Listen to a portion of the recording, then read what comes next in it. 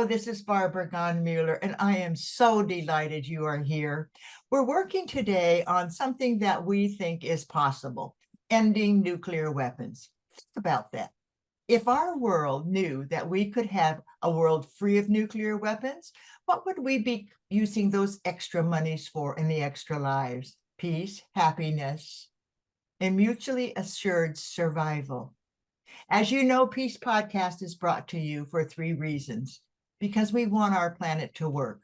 We want it to be at peace and we want it to be in harmony. And it takes all of us to make that possible.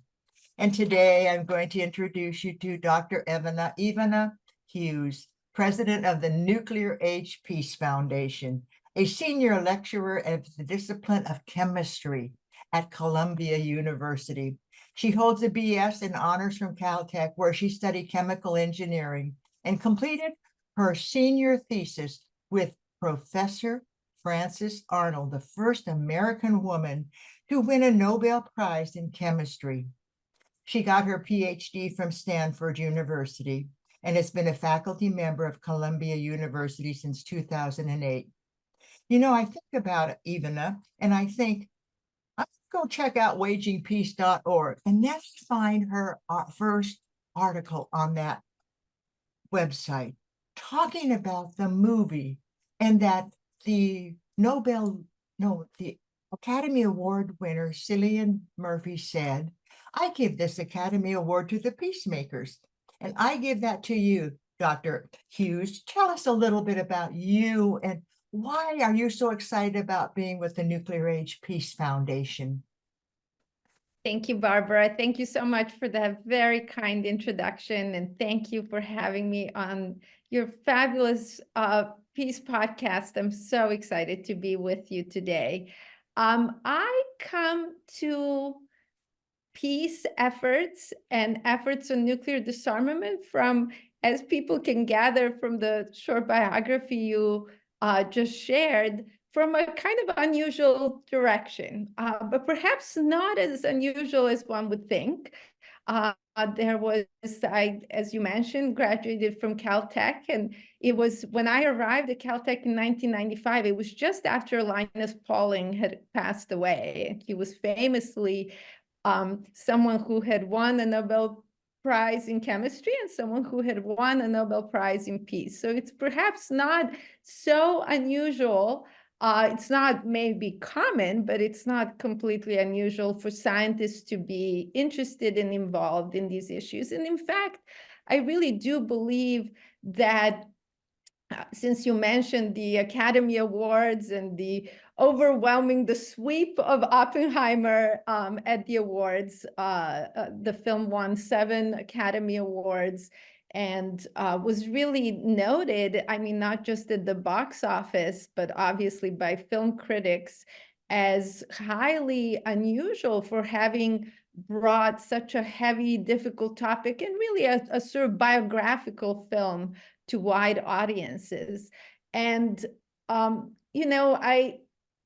I think what's really striking and important about that film is it tells us about the beginning of the nuclear age.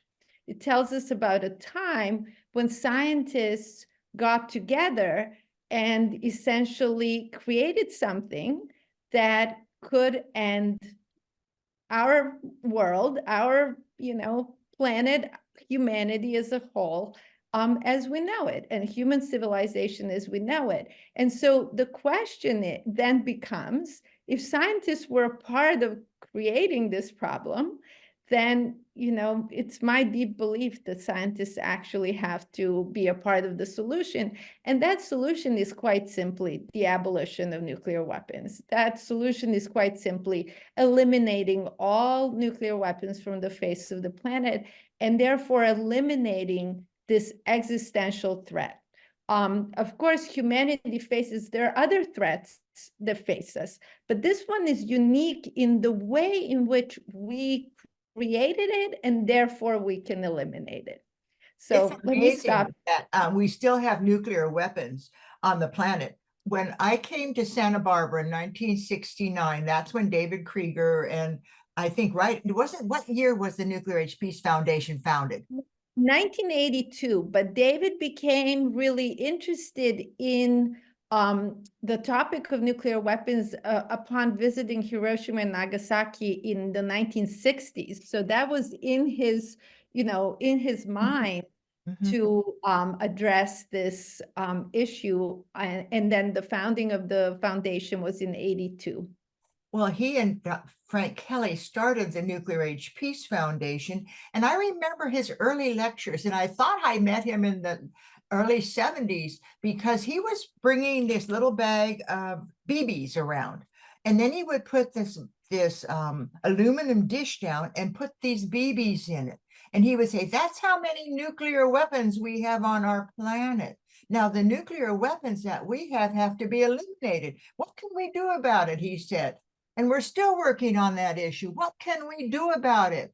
Do you have any way besides joining the Nuclear Age Peace Foundation so we are in union together and believing that we can solve our problems? What can we do about the threat of nuclear weapons? So let me give a couple of thoughts since we referred to kind of the historical existence. Of course, they were there in the 60s and the 70s. The peak in the nuclear weapons arsenals around the world was in the middle of the 1980s, just as NAPF had gone off the ground. In 1986, there were about 70,000 nuclear warheads, 70,000 of them, most of which were on the order of, call it 100 to even 1,000 times more powerful than the bombs used in Hiroshima and Nagasaki. So Oh think my. about that. I mean, just, millions of essentially Hiroshima and Nagasaki bomb equivalents on the planet. Clearly, that could have destroyed the planet over and over and over again. Today, it's a little bit better. We have 12,000 nuclear weapons, mostly in the arsenals of the United States and Russia. That's about, call it 90% of the arsenals are US and Russia. The remaining are in the arsenals of 7 other states. That's United Kingdom, France, China, India, Pakistan, North Korea, and Israel. And so, we've made progress, and certainly organizations like the Nuclear Age Peace Foundation have been critical in making that progress. But we need to get all the way to zero, because zero is the only way that we can guarantee that nuclear weapons will not be used. And in fact, the situation today is very different than what happened in 1945 in Hiroshima and Nagasaki. At that time, the United States, in fact, during the Manhattan Project, the United States created 3 weapons. One was tested in Trinity that we saw in the film Oppenheimer, and 2 were used in Hiroshima and Nagasaki. That was it. Those were the 3. If a nuclear weapon is used today, simulations tell us and demonstrate that it doesn't just end with one. In fact, what it ends with is all-out nuclear war.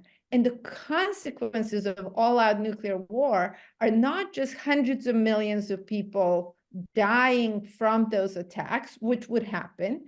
The consequences are dramatic changes in the Earth's climate, dramatic drops in temperature, because what would happen is there would be so much fire and soot that would go up into the atmosphere, blocking coming sunlight, cooling the Earth by about 10 to 15 degrees Celsius. That's over 20 degrees Fahrenheit.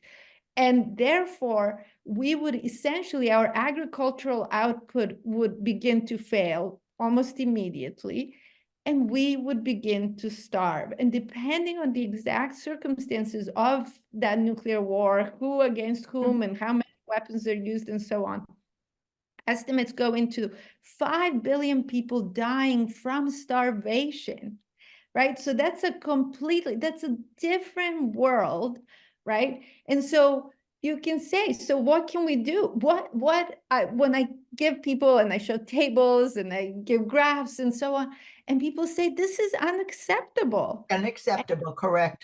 unacceptable. And I say, yes, it's unacceptable. What level of risk, what level of possibility of nuclear weapons use would be acceptable? None, Uh-huh. zero, right? The only um, logical conclusion is that we need zero nuclear weapons. And the good news is that we now have an international treaty that is working towards getting us there. And it's called the Treaty on the Prohibition of Nuclear Weapons. That's exactly where I was going to take you. Thank you. The Treaty for the Prohibition of Nuclear Weapons. Think about those words. And I was in Norway, and I saw the fact that we can have conversations that allow us to increase our awareness and to stop what we don't want. When Reagan and Gorbachev got together and we had the Accord to stop the Cold War, that was a beginning of what we could be doing. Tell us a little bit more about the prohibition of nuclear weapons, because I know it comes from the United Nations. Is it something we can support? How would we do that? Yes, absolutely. This is a relatively new treaty. This treaty was negotiated in 2017, and it entered into force. That's a United Nations term for treaties. There are various treaties on various topics, international agreements. So entering into force means that the treaty is now binding for those states that are party to it. We currently have 70 states parties from around the world, and there are another 28 states that have signed the treaty. And what that means is that they're working on the process of ratification. There are another 20 plus states that have that voted in favor of this treaty during the negotiations and regularly vote on it, but they're getting to the point where they will formally join the treaty as well. And then we have states like the ones that have nuclear weapons that have not yet joined the treaty. And so for me, the goal has to be kind of twofold. And I think of this as a donut. So the donut is that if we put the states that have nuclear weapons inside the donut, we need to put pressure on them from the outside.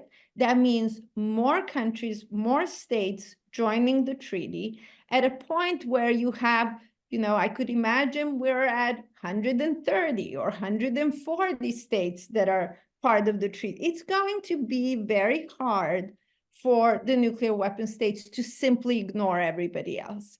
But then what we also need to do, and hence the donut, is we need to put pressure on the states, including our own country, the United States, from the inside.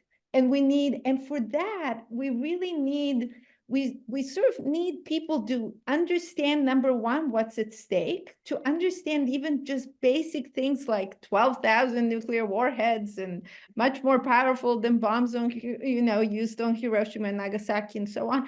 And we need to have people know that there is a solution. We need to have people knowing about this treaty and knowing that it actually can deliver something that John F. Kennedy said at the United Nations in 1961. He stated, "We must abolish nuclear weapons before they abolish us."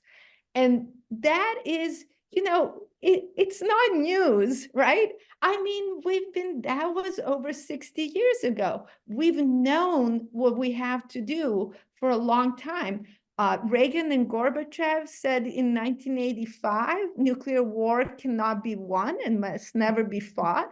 And to ensure that it is never fought, we have to eliminate nuclear weapons. That's really all there is to it. I love that. They've always said that change theory starts with the common intention. You just gave us our common intention. Then that means we have to have some cherished outcomes. So my cherished outcome is to eliminate nuclear weapons, right? But we have to accept this as the truth, that we are part of the solution. If we can do this, it may not happen in our lifetime, but I'm hoping it does happen in our lifetime, because I don't need credit for getting this to happen. I need people to act. So what would you suggest that people do to show they support the Nuclear Age Peace Foundation, to show that they support the TPNW, which is the abbreviation for the Treaty for the Prohibition of Nuclear Weapons? What would be our first step to get us on the same page so that we can say we did it?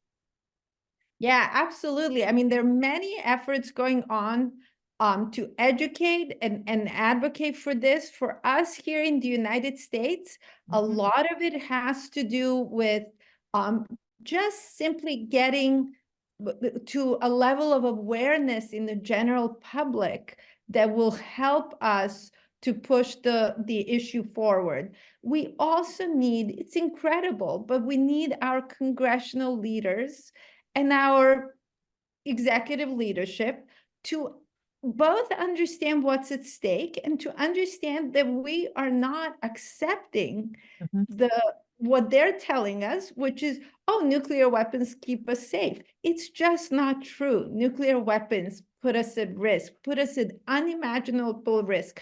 Us individually, in our cities, in our homes, but also humanity as a whole. And this is part of the reason why so many states have come together to both negotiate and now implement this treaty, because they said the concept I was referring to earlier, as a consequence of nuclear war, nuclear winter, these states said, you know, you may think it's okay for you to destroy your own countries, but if you have a nuclear war, and even if we're not attacked in, say, the Southern Hemisphere, we will still suffer. We will still starve to death. So it's not acceptable. No, it's just not acceptable. You're totally correct. And you know, the TPNW spells out so plainly what we need to do. Exactly, exactly. In California, we're very proud working with State Senator Monique Limon that there Mhm. was a joint resolution in the California legislature on support for the TPNW, but we now need to take that further. What we need to do is we now need to look into how well is the state doing it. Actually, it's one thing to say we support the Treaty on the Prohibition of Nuclear Weapons. It's another to have work going on in the state that is directly related to the process and the building, development and building of nuclear weapons. So, you know, we need to go from words to deeds. Regular people can take a look if your own city, Santa Barbara, of course, is a city. It's an ICANN city, meaning that we support the Treaty on the Prohibition of Nuclear Weapons. But check if your city does or doesn't, and write to people who represent you, whether at the local or national level. Write to them and let them know this is an issue that you care about deeply. You know, I referred to John F. Kennedy earlier in his speech at the United Nations, but another one of his deeply inspiring speeches was the commencement address at American University, where he talked about peace. And in there, at one point in discussing sort of you know, the United States' relationship with the Soviet Union, he says, we all cherish our children's future. And that quite simply to me, if we all cherish our children's future, and I'm a mother of three, then the only thing that not the only, but one thing that we must do is ensure that they can in fact have a future by eliminating nuclear weapons. That sounds so beautiful and so plausible and so important. Think about it. We're always talking about the present, but it's the future that we have to protect as well. You know, we were given this beautiful planet, and my husband and I, Robert Mueller, who was the Assistant Secretary General, always said we were given a paradise. Why are we destroying this beautiful paradise? And what are we doing threatening people in order to have peace? So with that, I just have to thank you because you're on the path. You're on the path of helping us understand. You're on the path of showing us the devastation that could occur. And you're also telling us about the TPNW. What if they wanted to find out more about the Nuclear Age Peace Foundation? Where would they go?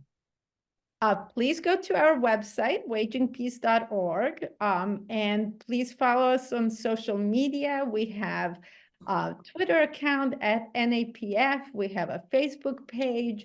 We have an Instagram account at NAPF Official. We have a YouTube channel, and there are going to be some new videos on there very soon. So do take a look at what we do, and we look forward to having you join us in this important fight for a better world. Fight for a better world. I think it's like if we want peace on the planet, we have to put our efforts into that and in our thoughts. I'll remember Robert always saying to me, it's what we think that creates the future. And so thinking that we will eliminate nuclear weapons, thinking we will have peace on our planet, thinking that peace is possible and ending war is also very important.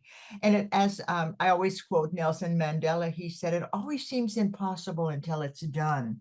And I think when we think about it, we think, oh no, that's impossible. No, that's the challenge that we have to think the thoughts that this world can be free of nuclear weapons. And so many of my friends, pardon? Could I just add, since you mentioned Nelson Mandela, one of my favorite quotes about nuclear weapons comes from him. And this is from his retirement speech at the United Nations, where he said, "Why do they need them anyway?" And it's a simple sentence that I think perfectly encapsulates just what it is that we're dealing with here. Absolutely. Thank you for that. You know, I think about Nelson Mandela and I think about how he could have been in anger, but he wasn't. He was always in peace. That's what I want these people who, all of you, our beautiful audience, are watching today. I want you to think that this in your mind, in your soul, that you have the peace that the world needs.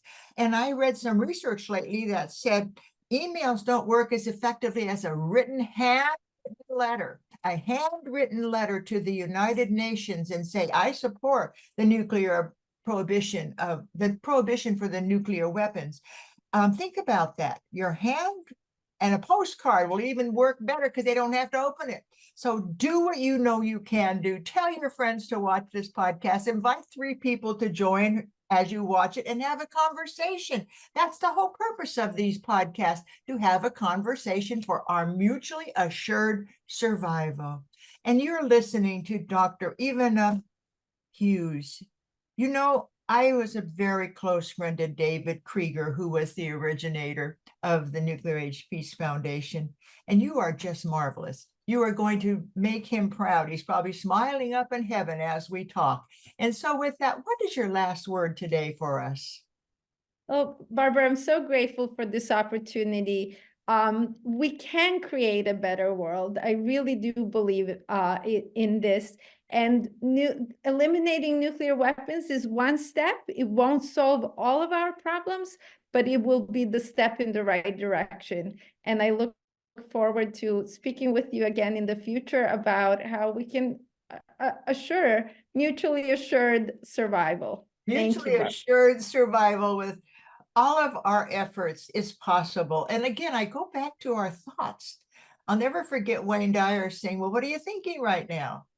Are you thinking about a world that works for all? Are you thinking about things that don't work? Think about what you want. And I look forward to having more conversations with you. And with that, I'm Barbara Gaughan-Mueller. It's just been an absolute, I should say, an absolute awareness session.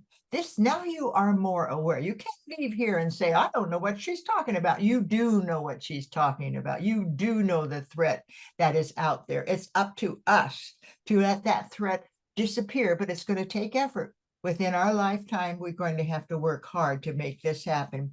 Again, thank you. I'm Barbara Gaughan-Mueller. Invite your friends to watch peacepodcast.org. We're now at 126. I am so honored to say. And I want to shout out to Cillian Murphy. When he got his Nobel Peace Prize, and he said, I give this to the peacemakers of our planet. And I honor all of you, and I honor you, Ivana, and I pray that your work brings the results we deserve. Thank you so much. And with that, bye until next week, and peace be with you.